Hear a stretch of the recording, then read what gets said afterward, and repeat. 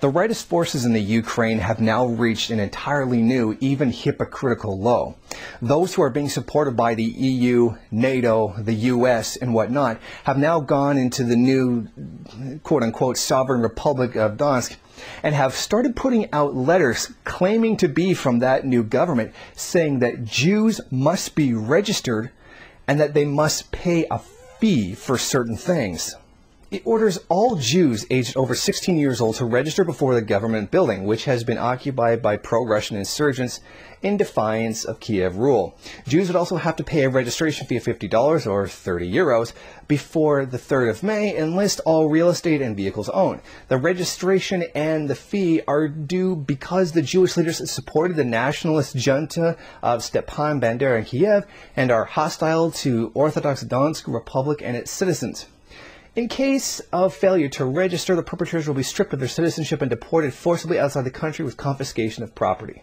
This claim is actually very odd, considering that the people trying to overthrow the country of Kiev, or who now actually carried it out, are white supremacists and keep spray painting white supremacy symbols on things, buildings that they capture. It was very odd that they would claim that the people who are fighting them are the ones who are anti-Semites. Now, anti-Semitism is pretty prevalent in Ukraine, as it is with the rest of the Europe and, frankly, the world. But it's very interesting how they're playing that. They're attacking the communists who have taken over power in those areas while trying to whitewash their own racist manner, their own anti-Semitic undertones, who, by the way, actually said, "We will never stop defending Ukraine from Russia and Jews." And that's an actual quote. Another thing that makes this all very suspicious is the fact that these orders that came from the quote-unquote government were handed out at one synagogue. One? That's it? Yeah, this reeks of false flag operation. Now, if there really was an intent to get all Jews out of the country or force them to register, wouldn't you go to the entire Jewish community instead of just one synagogue?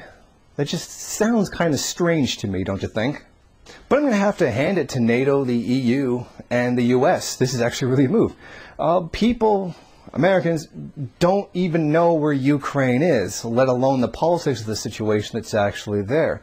They're not going to key in, or they haven't keyed in yet, that these people who overtook the Ukrainian government, which these people in Donetsk and other places are trying to get away from, are white supremacists.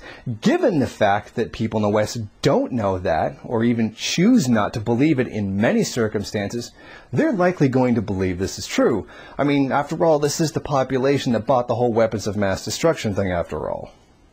And possibly the most telling thing overall about this so-called document is the fact that this could not be independently verified.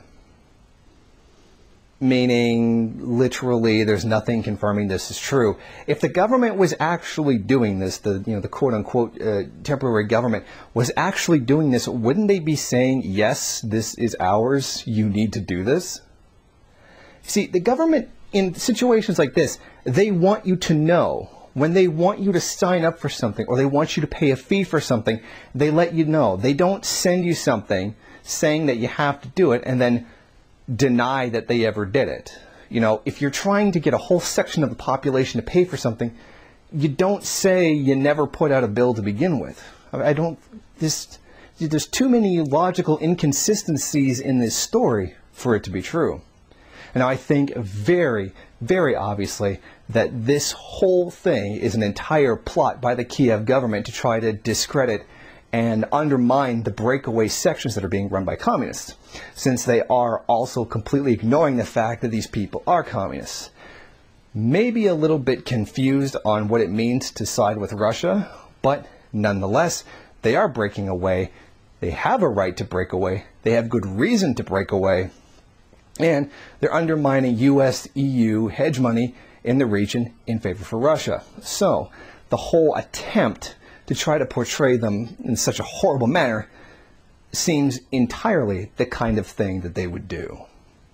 Thank you for watching. Please comment and rate the video. If you liked it, hit subscribe or check out some of these other great videos. If you wish, share it on social media. And while you're at it, why don't you follow me on Twitter? And if you got time, go on over to the MRN bookstore and check out some of the latest books available.